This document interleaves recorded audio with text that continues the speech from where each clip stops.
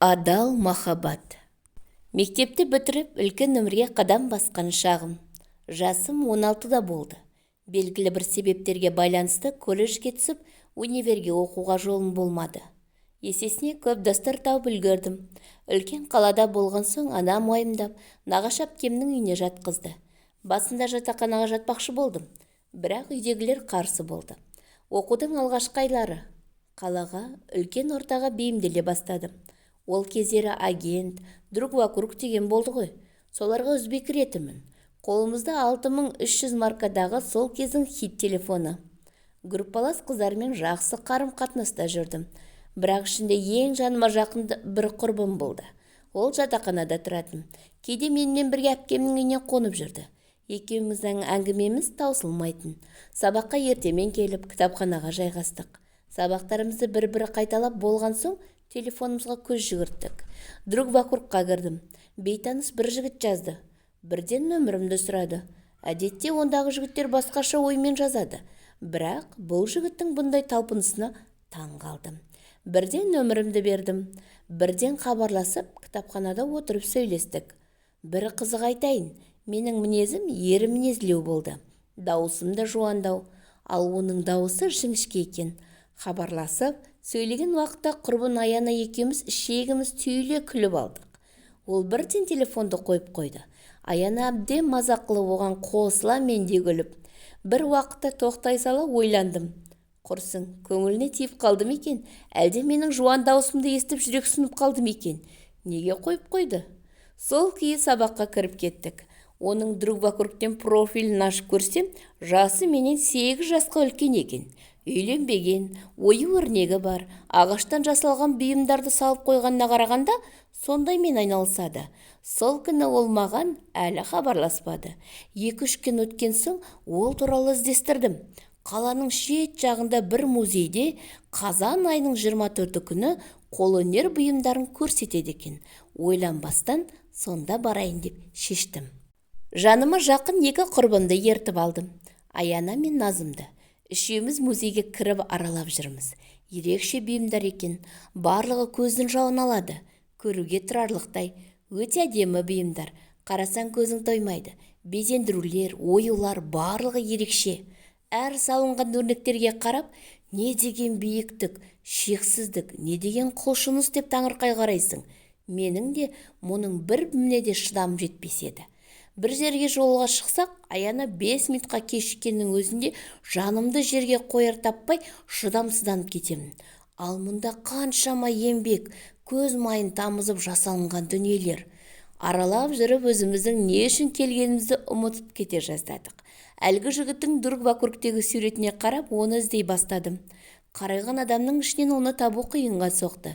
Сонда да өтірік бейім көріп жүргенім, жан-жаққа шолу жасап, көзбенен іздестірдім. Бір кезде тапқандай болдым. Қобалжып кеттім. Телефондағы суретке қарадым, және көз алдыма тұрған бейнеге қарадым. Ұзын бойлы арық келген, өңді, Нұрлан Еспановтың шашы сияқты, бірақ оныкінен қарағанда қаралау шашы бар. Басқаны қайдам, өзіме ерекше көрінді. Оған қарап біраз тұрып қалыппын. Жанында Аяна мен Назым күмбірліп бірдеңелер айтып жатыр. Түсінбей мен оларға қарап қалыппын. Кенет Назым, іздеп жүрген жігітіңе басың айналып тұрғанда он сенен бұрын басқа біреу айналдырып жатыр демесі бар ма? Басында сендер де оны көрдіңдер ғой, ә? Ұзын бойлы жігіт екен, сымбатты ғой, ә, дей беріппін. Олардың сөзін елемегендей болып. Сонан оған қайта қарағаным сол еді, жанында расында бір қыз тұр. Екеуі кәдімгідей шүйіркелесіп, күліп, әңгіме айтып. Оларға тесіле қарап қалыппын. Кәдімгідей ашудан жарылайын деп тұрмын. Бірақ неге? Ол жігітті танымаймын. Жай сипатамен ғана жаза салдым. Еше сөйлескенде де мазақ қылғандай әбден күлдік. Арамызда ештеңе жоқ қой. Өзіме бұл сұрақтарды қайта-қайта қойдым. Тіптен не істерімді білмедім. Менің қарап тұрғанымды байқап, жанындағы қыз одан сайын оған қарай жармаса бастады. Мен түк түсінбедім. Жүріп жүрген қыз шығар деп ойладым. Сол жерде тұрып, ол туралы барлығын іздестіре бастадым. Қызымен түскен фотосы бар. Олар ВК, Инстаграм, Фейсбук бәрін қарадым. Бірақ анасы мен әкесі басқа ешкімді көрмедім. Ол қызды көріп, қызғаныштан өртеніп кетейік деп едім. Аяна мен Назым сәл күтейік, бір нәрсе болайын деп жатыр деді. Ортаға бір ер кісі шықты. Түрі таныс. Ұлым екеуміз жасаған қол өнерлеріміз деп түрлі бұйымдарды көрсетіп жатыр. Сөйтсем, ол әлгі жігіттің әкесі екен. Өзі әкесіне ұқсаған екен. Әкесі екеуі айнымайды. Бойлары ұзын, сымбатты. Оларға қарап есім кетіп отырғанда әлгі қыз шошаңда бір оның қасына барып, қайта ашуымды тоғызды. Ашуым шығып, Назым мен Аянаға кетеміз деп кетіп қалдық. Автобусқа отырғанша үндемедім. Біреу сөйлесе айқалап берейін деп отырмын. Ойлап отырғаным сол еді, кондуктор келіп, за проезд береміз деп қайта айқайлап есімді шығарды. Өзім ашуым шығайын деп, ішім қыз қайнап отырғанда, сонша неге айғайлайсың? Тегі мініп кетеді дейсің бе? Береміз 50 тиыныңды деп, ашуымды шығарып бір жеңілдеп қалдым. Тағы басқа не айтқанымды білмеймін. Бәрі жан-жағымды маған бадырайып қарап қалған. Автобуспен әпкемнің үйіне Аяланы ертіп бірге түстік. Ал Назым өз үйіне кетті. Аяла жатақханада жалғыз өзі болғандықтан оны жаныма шақырдым. Үйге келсек, үй бұғып жатыр. Әпкем жоқ, 3 бала шағасы жылап жүр. Сырттарынан құлыптап кеткен. Маған хабарласып ескертпегенде. Кеткеніне біраз болған-ау, себебі балалар шошып қалған. Қарындары аш. Мен үйді жинадым. Аяла тез арада тамақ жасап берді. Балаларды тамақтандырып, өзіміз тамақтанып боламыз дегенше кеш те батты. Балаларды ұйықтатып, ыдыстарды жуып жатқанда есік ашылды. Әпкем мен жездем келіпті. Келе сала әпкем қуанып, сен келетініңді білдім ғой. Жұмысымен асығыс шақырып қалып, зарядкам да өліп қалыпты. Саған хабарласа алмадым. Балалар ұйықтап қалды ма? Деді. Күндізгі ашуым басылмаған. Бірдеңе деп сөйлейін деп едім. Аяла қолынан ұстап қалды. Сөйтті де, әпке, онымен еріп келгенім жақсы болған. Екі жақта барлығын жасып тастадық. Балалар ұйықтап қалды. Енді бірге сабақ орындаймыз. Бірігіп жасайтын презентациямыз бар еді. Мен мұнда сол үшін келдім, деді. Аяланы ертіп басқа бөлмеге кірдік. Аяла төсек салып жүр. Мен болсам ызбайланып әлі отырмын. Бүгінгі күн мен үшін сәтсіз өтті. Екеуміз сабақ орындадық та бірден ұйқыға кеттік. Қатты шаршаппыз. Түн. Кенеттен соғылған қоңырау оятты. Сағатқа қарасам 3:45. Сәлем, деді таныс дауыс. Оның кім екенін іштей сезіп тұрмын. Күні бойға ашуымды тарқатқандай болды. Оның дауысы құлағыма жағып барады. Екеуміз біраз әңгімелестік. Ол мені музейде күндіз байқаған екен, бірақ мен оны көрді деп ойламадым. Бар ойым әлгі қызда болды. Оны өзінен сұрауға бата алмадым. Екеуміздің қанша уақыт сөйлескенімізді білмеймін. Әйтеуір таң ата ояныппын. Сөйтсем телефонды құлағыма тақаған күйі ұйықтап қалыппын. Сағат 8:05. Аяла ана жақта таңғы ас дайындап жүр. Әпкем мен жездем жұмысқа кетіп қалыпты. Аяла келіп, тез тамақтанып алайық. Балалар тамағын ішті. Үлкенін мектепке, екеуін садикке апаруымыз керек. Сабаққа кешігеміз, бол, тұр деді. Мен болсам маужырап, орнымнан сүйретіліп, әрең тұрдым. Аялаға таң қалам, біреудің тірлігі ғой. Неге сонша бәйек болады екен? Әпкем мен жездем де қуады. Біз нянямыз ба? Еще ол кісілерге мен ай сайын пәтер ақысын төлеймін. Келерде солай келіскенбіз. Бүгін қайта бірінші пар болмайды. 9:45-те оқуда болуымыз керек. Екінші сабақтан барамыз. Кейінге шегерген бе білмеймін әйтеуір. Балаларды сабағына, садигіне апарып оқуға да үлгеріп бардық. Барып алып, барлығы сабақ оқып отырғанда мен ұйықтап кетіппін. Мұғалімнің айқайлаған даусынан шошып ояндым. Сабаққа келдің ба, демалуға келдің ба деп ұрсып кетті. Кешірім сұрап, келген лекцияны қайталап, сабаққа бет бұрдым. Бет дұрыс оңай емес қой. Ойымның бәрі басқа жақта. Аңдығаны телефон. Бір уақытта WhatsApp-тан SMS келді. Қалайсың? Кешке қолың бос па? 5-терде алып кетейін. Бірге тамақтанайық. Бірден я дегем келді. Бірақ әкем не деймін? Үйге кеш барсам, дереу анама жеткізеді. Не істесем болады деп ойланып отырдым. Аяла құрбым, өз өмірің не істесең де байға тимей жатып біреудің жағдайын жасау дұрыс емес. Жолық, Жақынырақ танысыңдар, мүмкін бағың шығар. Мен бүгін жатақханада боламын. Хабарласып тұр, уайымдатпай деді. Содан тәуекелдеп оқудан шыққан соң үйге бардым. Үйге келсем тура кешегідей бәрі жайрап жатыр. Балалар ойнап жүр. Бәрін реттеп, әпкемдердің келгенін күттім. Кешегіден кештеу келді. Сағат кешкі 6, мені 5-ке шақырған, қайта-қайта WhatsApp-тан жазып жатыр. Қазір әпкеме айтам, былай айтам деп отырған менің аузыма құм құйылды. Телефонға қарасам, Аяла жазыпты. Қалып кетпей бар, өзіңнің өзеннің өртеніп жүрмесің. Кешегі күйімді көрген соң қалып кетті деп ойлап отыр ғой деймін. Өз-өзімді қолға алып, әпкеме мен қыдырып қайтамын деп үйден шығып кеттім. Үйден шықтым деп жазғаным сол еді, қай жерде деп тұрған жерімді сұрап, дереу осында келді. Есігін ашып отыр деп жайғастырды. Екеуміз біраз қаланы араладық. Донер алып, сусын, балмұздақ әперіп, кешімізді тамаша өткіздік. Бірнеше рет өзімді еркін сезінгендей болдым. Қанаттың жанында өзімді бақытты сезіндім. Бірінші рет жолықсақ та оған деген жатырқау, ұялу, қысылу дегенді білмедім. Аспанда қалықтап ұшып жүргенде ерекше сезімде жүрдім. Бірақ көкіректе бір кірбің тұрды. Онымен ашық сөйлескім келді. Бірақ бата алмадым. Қанатқа қарап қоямын. Көздерінде бір басқаша сөз айтып тұрғандай тұла бойым түршігіп кетті. Артық еш нәрсе демей, мен де ештеңе сұрамастан жүре бердік.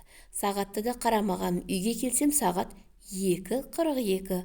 Мәссаған деп таң қалып тұрғанымда әпкем есіктің алдына келіп, менің шашымды жұлып, бетімнен ұрып, әртүрлі жиіркенішті сөздер айтып, әбден жанымды ауыртып, Қанаттың көзінше әбден ұятқа қалдырды.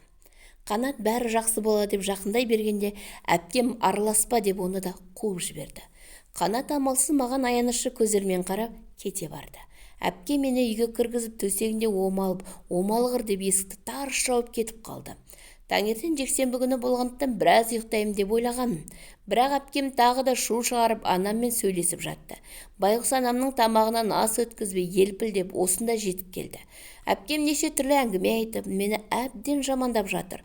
Дұрысын айтса, дұрыс емесін айтса да үндемей, тек тыңдап отыра бердім.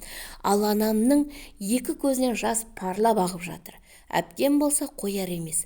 Қаңғыбас қызыңды алып кет, мен жауап бермеймін деп 2 бөлмелі квартираны басына көтерді. Анамның туған сіңлісі ғой, неге сонша шу шығарғанын түсінбеймін. Ұрыста неге маған ұрыспады? Анам бағас маған қарап тұр. Мен шыдай алмадым. Жаспыз, қыдырамыз, жүреміз, онда тұрған не бар? Енді сіздің бала шағаңызды, үйіңізді жинап, құл болып жүрейін бе? Тудыңыз ба, өзіңіз қараңыз. Енді мүлде мұнда келмеймін деп анамды жүктерімді жиып кетіп қалдым. Шықтым да қайда баратынымды білмедім. Аяла хабарласты. Оған мән жайды айтып бердім. Ол дереу жатақханаға келуімді өтінді. Анам екеуміз сонда қарай ұштық. Аяла таныс тәрбиешілермен сөйлесіп мені жатақханаға орналастырды. Қалай қуанғанды айтып жеткізе алмаймын. Анам да мәз. Орналасып көшіп болған соң анама шәй, тамақ беріп, атта вокзалға шығарып салдық. Қанша жүзі жарқын болғанмен көздерінде мұң бар ғой. Бауырымен ұрысып қалған соң бір түрлі болып тұрғаны анық көрініп тұр. Анамды шығарып салған соң жатақханаға келдік. Аяла екеуміз отырып біраз сөйлестік. Қанат туралы оған айтып бердім. Оған қалай ғашық болғанымды түсіндіріп жеткізу мүмкін емес. Әңгіме қылып отырғанымызда Қанат хабарласты. Дереу тұтқан алдым. Жағдай сұрасып, қазір кездесуге шақырды. Жатақханаға көшіп кеткенімді айттым. Осы мекенжайды WhatsApp-на жазып жіберіп едім, дереу келді. Екеуміз жолға біраз қыдырдық. Өткен кеткенімізді, сырларымызды айтып, күлдік, ойнадық. Кеш қарайып қалыпты. Жатақханаға кешкі 10-дан дейін баруым керек. Сол себепті амалсыз қоштастық. Жатақханаға келіп тастады. Тәрбиешілер көріп қоймасын деп көлігін алыстау жерге тоқтатып, бері қарай жаяу келдім. Келсем, Аяла күтіп отыр екен. Мен сондай бақытты жүзімді көріп, Аяла да мәз. Біраз әңгіме қылып, артынша ұйқыға жаттық. Таңертең тұрып, шайымызды іштік те оқуға қарай тарттық. Бір уақытта көрші колледждің алдында Қанаттың машинасын көрдім. Неге тұр деп қарап тұрмын. Жанына қарай бара жатқанымда колледжде музейде көрген қыз екеуі шығып келе жатыр. Қанат мені байқамады. Ал ол қыз байқап дереу Қанатқа жабыса бастады. Қанат та кетер емес, құшақтап қояды. Екеуі көлікке отырып бір жаққа қарай кетіп қалды. Мен аң-таңмын. Аяла жүр деп сүйрелеп келеді. Жаңа ғана не көрдім деп өзіме келе алмай жүрмін. Сонда екеумізден де жүре ме? Сабаққа келіп отырдық. Оқуға деген құлшыныс жоқ. Бар ойым Қанатта. Телефонға қарап қоңырауын күттім. Әншейінде хабарлама жазып, хабарласа беретін. Неге телефонда үн жоқ деп өз миымды өзім ашытып отырмын. Сабақ бітіп шығып бара жатқанда әлгі қыз мені күтіп тұр екен. Танымағансып кете берейін деп едім, ол қыз тоқта деді. Бұл сөзіне ашуым шыққанмен таң қалдым. Бет жүзіне қарап едім, тіпті менсінбегенде кейіп танытып тұр. Бір орындыққа келіп отырдық. Не айтары бар екен деп тосып отырмын. Қанаттан күдеріңді ол менікі.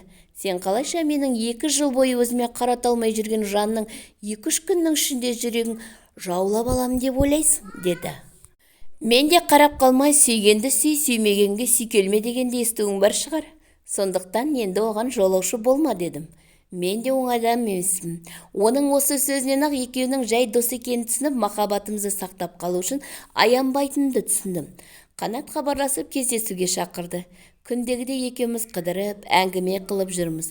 Оған менен жасырын нәрсе болса бірден айт деген едім. Ол жасыратын ештеңем жоқ, тек сені кездестірген іс үшін Аллаға шексіз ризамын деді.